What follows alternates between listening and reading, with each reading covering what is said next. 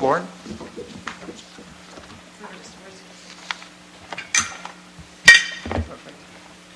If you also want to come up, and that way it saves people jumping up and down if there's questions related to the areas that you've been leading. Joe, you ready for us to start on off? number 11? Well, first of all, I think we're a little disappointed in the science program that we didn't receive any favoritism. And it's good to see the ISB, you're weighing in very heavily. But seriously, I think for those people who followed the discussion 10 days ago and the engagement, for us it really showed the tremendous wealth of experience and the diversity that is on the ISB. And I think, Tracy, one of the things you didn't really emphasize there, it seemed to be most of the discussion is focused on this truly is a paradigm shift in how science is developed to inform policy. And the concern is, how do you make this effective? And so I thought those discussions, the comments and some of the public comment too, was extremely valuable. So we have just a few PowerPoint slides. I promised there's actually less than 10 here. And to let you know what we're trying to get out today. So what we would like to do is just give you a brief overview of where we are and to get guidance on the next steps. How we pull this science plan to conclusion, and at the end I'll make some suggestions as to what we would like to see happen. So we'll give you an update of where we are on the Delta Science Plan, what revisions are currently underway, and the next steps. But before I actually jump into this, we've clearly got a lot of comments. There was about 400 comments, individual suggestions and comments on version 2 that you've got in front of you. That comment period closed on the 16th of September.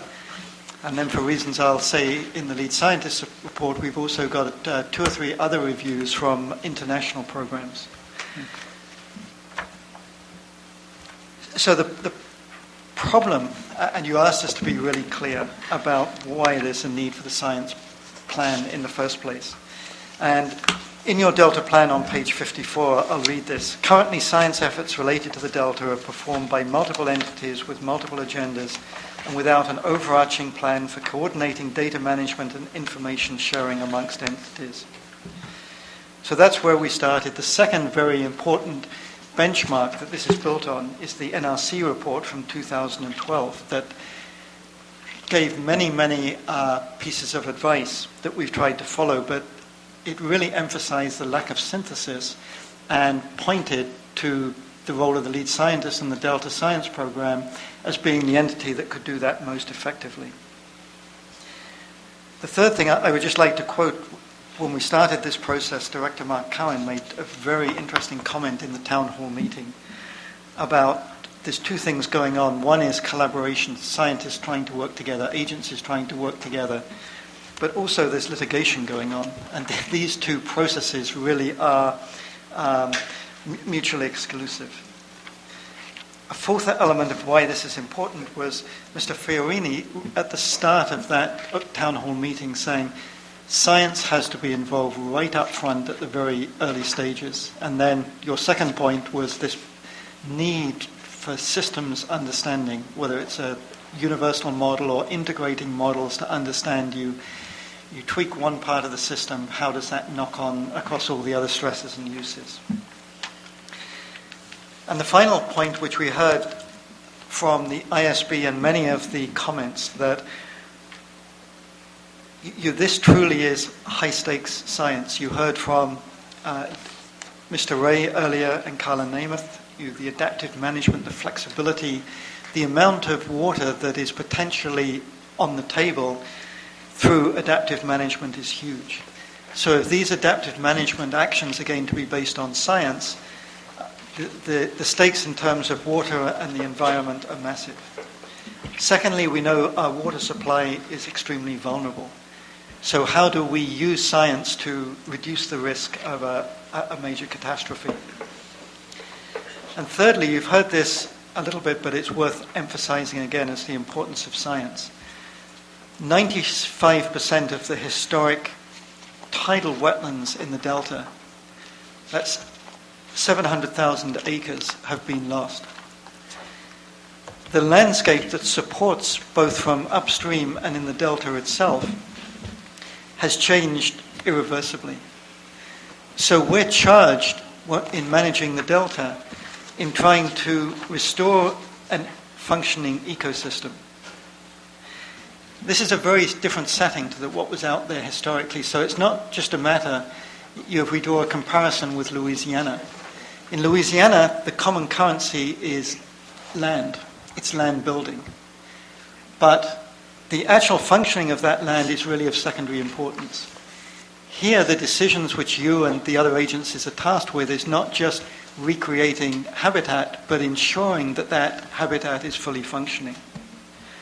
And to do that on a scale of the magnitude of the delta, 100,000 acres, there is no other precedent. So this is what the science plan is trying to pull folks together around. As an example of what that 100,000 acres is, this is a figure that Chris Enright pulled together.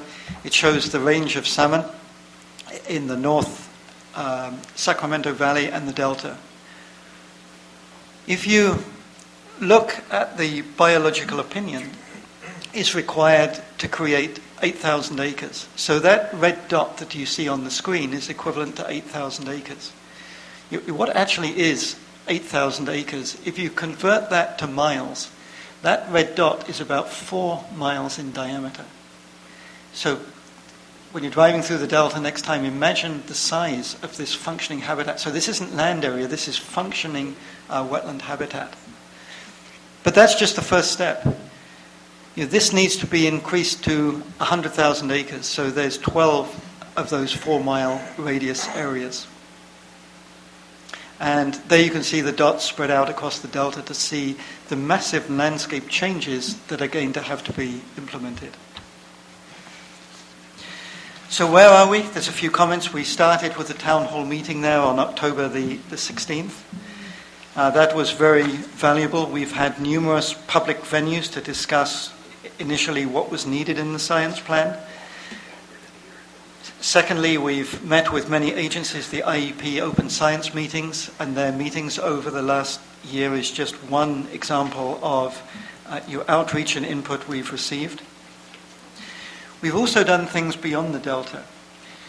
We analyzed the other major ecosystem restoration programs around the US and internationally. What's working? How do they do it? How do they make decisions? How do they develop the science that is used in those decisions? And then through the courtesy of Dr. Collier and his group up in Puget Sound, they had funding in May this year to bring the lead scientists and some scientists from each of the programs together for a frank exchange of ideas. And on this timeline, you can see where we are today. The second draft has been out there. We'll talk in a moment about some of the comments we've received. We are really trying to beat the deadline that you set us to have this science plan completed by the end of the year. And what we would like to do is to take the comments we've received, the guidance we received from you today, and try and turn that around as quickly as possible so that we have a science plan that we can begin to move forward with. So,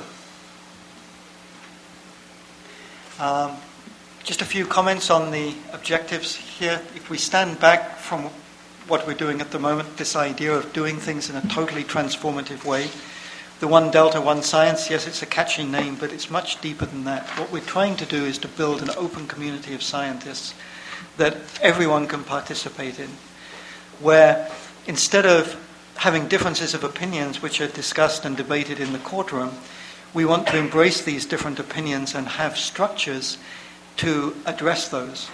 Because if you look at the history of science, this is how you accelerate knowledge discovery. But by understanding where the differences are and then testing hypotheses. The final point I'll make is that the principles which we're employing throughout the science plan, these are not things which were just put together. We looked very closely at other branches of science where the big science has been adopted, and many of the principles that have been successful elsewhere, say in astronomy, you'll see throughout the science program. So our main objectives in this is to do several things. The first is to manage scientific conflict, where we have these differences of opinion. How do we deal with that? Secondly, coordinating and integrating science in a way that's open to all parties. Third, and the ISB had some very good insight, how do you actually conduct these synthesis exercises? And how do you organize the funding to do that effectively? The fourth part that came out of your development in the Delta plan was how do you actually build effective science policy interfaces? It's extremely difficult to do, and you'll see that the second draft is certainly a big improvement on the first, and I think some of the suggestions which we've got from the multiple people who have commented is really going to further that. Fifthly, we were tasked with providing the strategic support for adaptive management, and then to be able to identify, maintain, and advance the state of Delta knowledge in a one-stop place. And another principle that we've been doing is that, if you recall the discussions that we had at the start of this, the notion of scientists being able to tell you or an agency director what to do is not going to happen. The role of the scientist is to clearly describe the most probable future outcomes as the result of actions. The reason for separating those two is that when you're making decisions, even for something which might appear at first sight to be on one issue, like managing 2 endangered species, if the actions you might take conflict between those species, there has to be some sort of value judgment that goes beyond the science. So this is a brief summary. You have it in front of you of the Delta Science Plan. We tried to keep it really simple.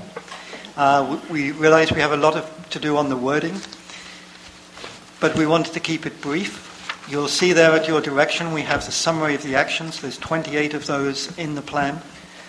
A simple introduction. We really liked the concept of preamble to set things in context and the opportunity which we see is available.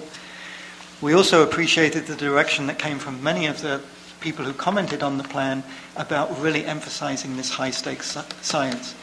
I can tell you there is nothing of this scale, with perhaps the exception of the major project in China going on right now.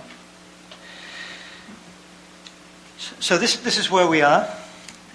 The summary of the comments which we received. The Delta Independent Science Board, I'll respond briefly to some of our initial thinking on their comments. We actually thought both of those written comments were extremely well thought out, and there's a lot of wisdom behind those ISB comments. The science, there's some things there where we've heard somewhat conflicting ideas from other folks. We'll come to that. But in general, we thought it was very, very helpful. Secondly, there was the comments and direction that you gave us in the August meeting. We'll touch briefly on a summary of those. And then the public comments. We've received those verbally through emails.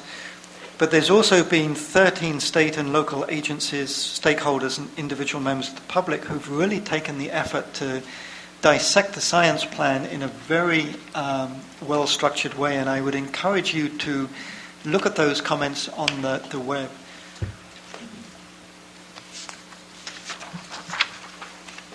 So going through these comments, you're one at a time.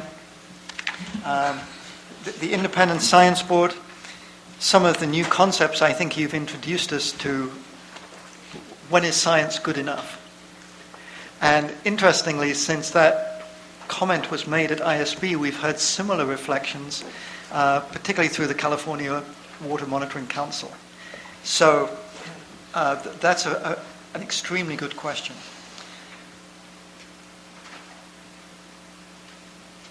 So perhaps I'll pass over those for a moment. The other things which we've been working on based on your comments, the urgency of the high-stakes science.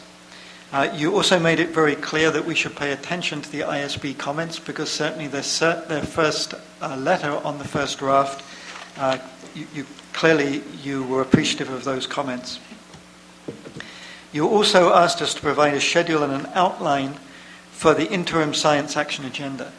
If you recall the discussion afterwards, the science action agenda is a very important component.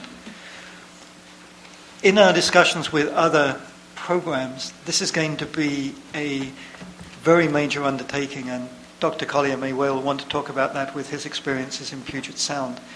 Our concern is we don't have time to do everything we would like to do in this first version. So our proposal is, let's not wait, because from the positive comments we've received from so many agencies, there's things we can be doing now. So our proposal is to fast track an interim science action agenda. And as part of that, the accountability side of it, the state of the Bay Delta science, you asked us to take a look at the time frame for the update of the 2008 version and what goes into that. So we now have that together, as well as a budget and a team of science leaders to help us with that. A summary of the public comments. If you break it down individually, there's about 400 individual suggestions to the plan. Perhaps not surprisingly, there's a lot of overlap of suggestions. Our sense is we're beginning to coalesce around certain principles and ideas. We'd also like to thank everyone who contributed for the very constructive tone of their recommendations. And just as one example, if you look at the comments received from the Department of Water Resources, this was a remarkably detailed breakdown of comments. And what's really impressed us is we're in various science forums, how many people come up to us from DWR and say, well, we actually contributed to that. Do you have any questions? So it wasn't just one or two individuals writing. Clearly, DWR had reached out across their many departments or divisions in order to provide that input. So we're very appreciative of that. So just in summary, a few of these. The effective integration with existing and new efforts. It was unclear where we're fitting into existing processes and what would be new. And you were in the midst of discussions with many different groups, and we will certainly clarify that. Secondly, there was a request to provide additional details on who participates in the various structures and forums. You gave us direction. We want this to be open, transparent for the community. And so we will clarify, but certainly when it comes down to the detail of science, we thought through how there will be multiple mechanisms and opportunities for folks to engage.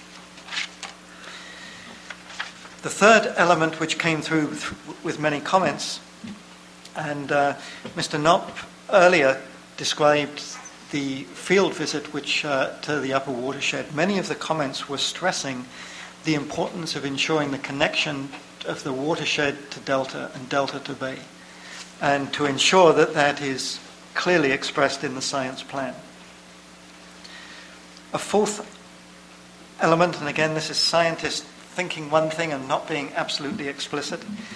You heard in the public comment in August, where's the social sciences? We agree with that totally, and it is certainly going to be a part of the next plan and explicitly described. And secondly, related to that, what sort of decision making is related to Delta's place? So we mentioned heavily the co-equal goals, but the comment was don't forget the Delta's place and the implications of science in some of these consequences. Definition of terms, absolutely, we have a glossary there. We've received some very careful insight and thoughts and references to this, and that will be there in the third version. A few other comments I'd just like to highlight from those 400 individual comments. SAC Regional and their scientists had some very good input which we heard from the Friends of Science, the group we have advising us on this. And they're saying don't forget the bottom up. That it's very clear how it works down through the Interagency Implementation Committee, the heads of agencies, but don't stifle innovation. So make sure there's forums where good ideas can bubble up to the bottom. We agree.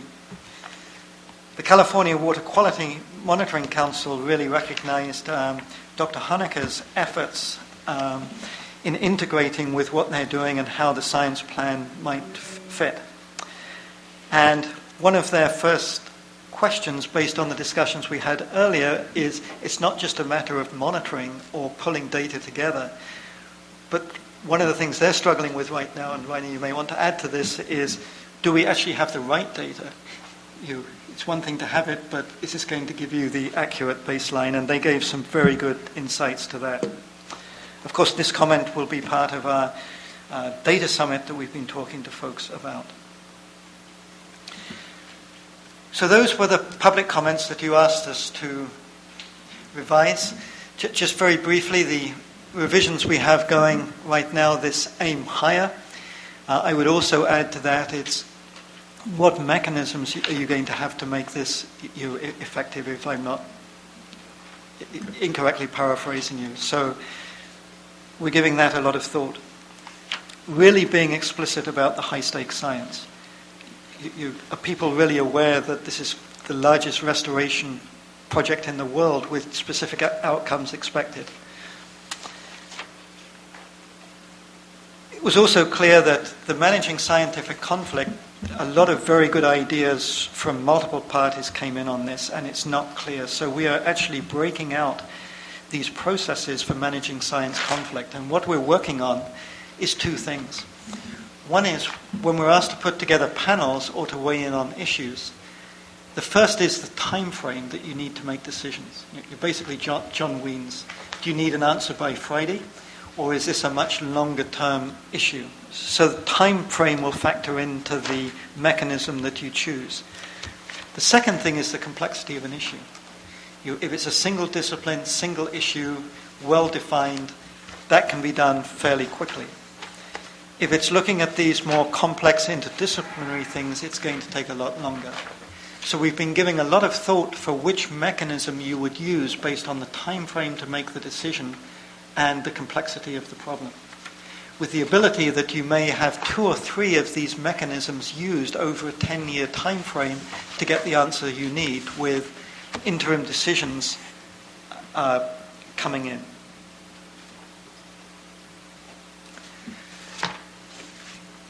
What we'd like to do here is just to conclude with a few examples. Maybe I'll just go through one example. Perhaps I'll stop there and then we can hit 1, 2, 3 examples of how the science plan might actually be used. But first of all, maybe I should just ask, Rainer or Lauren or Dr. Collier, did I miss anything? Not from my perspective. Let's see what he has to say. They said no. Okay.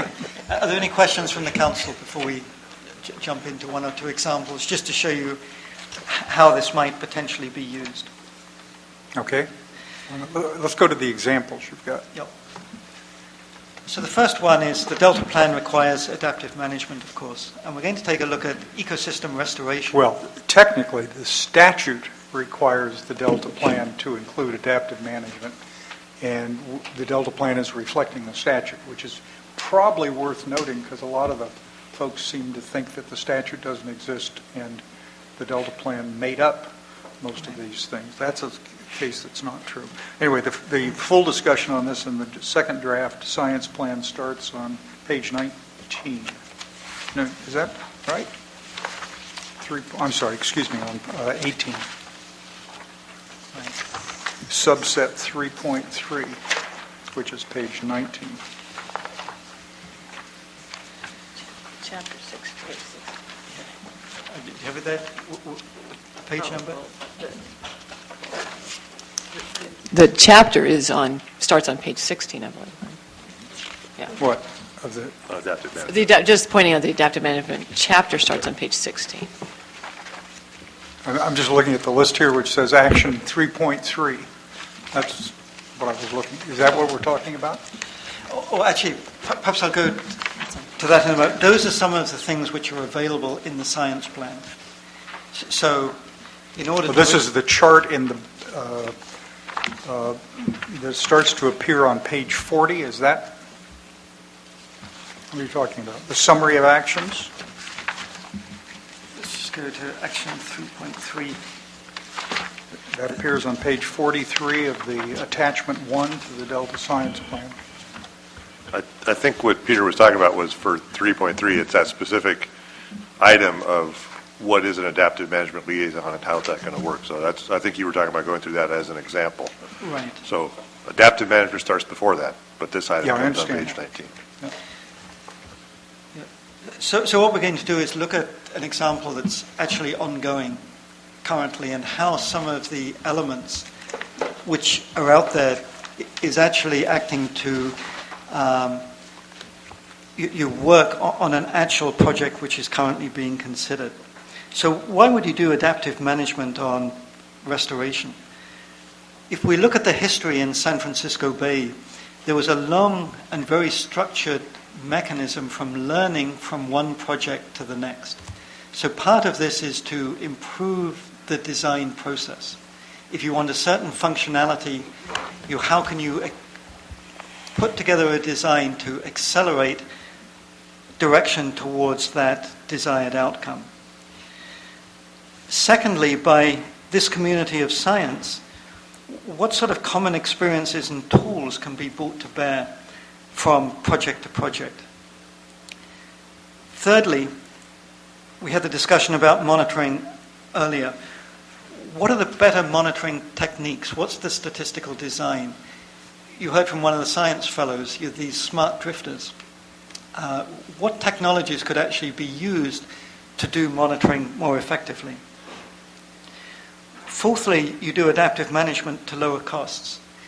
Rather than redesigning and starting over, if you pass on experiences, you can do things cheaper and better. And 5, it provides an increased likelihood of desired outcomes, not just at the site level, but in response to Mr. Fiorini's comment, what's happening at the system level.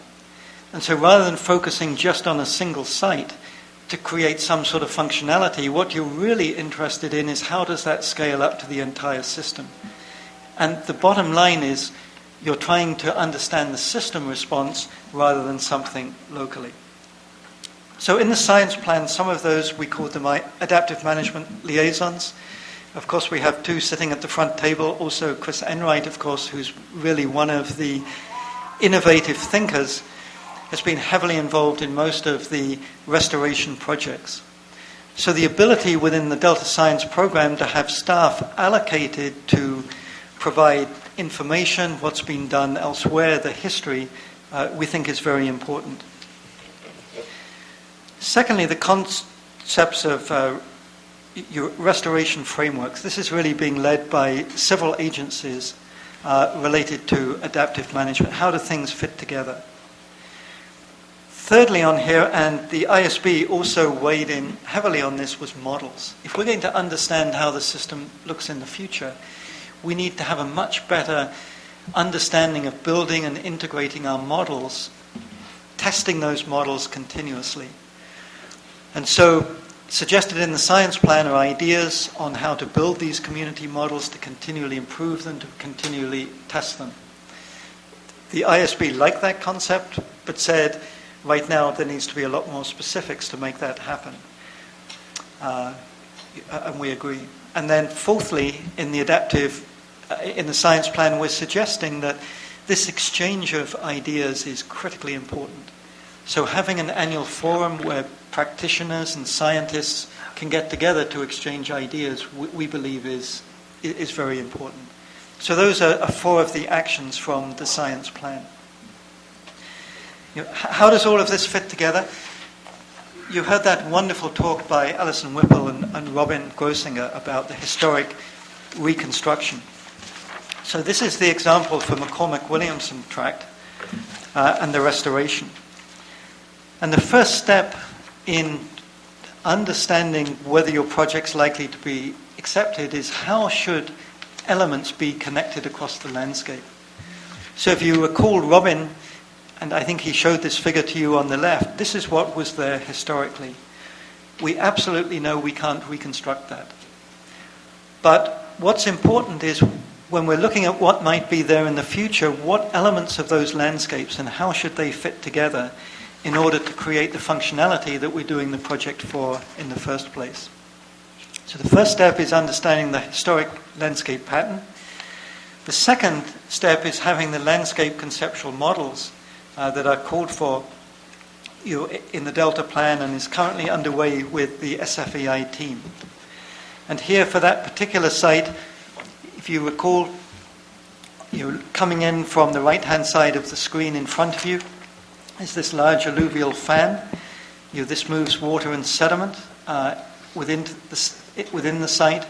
And you can see the kind of natural features on the site, the brown natural levees, the standing water, the open water areas. And so understanding how the McCormack-Williamson tract, the orange area shown on there, fits into the landscape is extremely important. Why are we doing all of this? As you heard from the presentations before, your property boundaries are not ecosystem boundaries when you're putting things together. And it's not going to be possible to suddenly open up the restoration opportunity areas and put on the landscape exactly what you want. So there has to be adaptive management applied to get the ecosystem functionality that you want out of the system, but with the ability to expand as other restoration areas occur over time. So we need the tools and the capacity to evaluate alternative futures continuously. So you'll also see this in the science plan. The ability to bring scientists together from across agencies, from across interests, to have the resources to predict what these alternative futures might be. And this figure is just a cartoon of what might possibly happen. So in the left-hand screen there you see the brown area that's diked wetland currently. And then going to 2025 in the top left screen of those four, you could see one potential restoration activity. The grey shaded area is currently a constraint on the site. It contains a radio tower.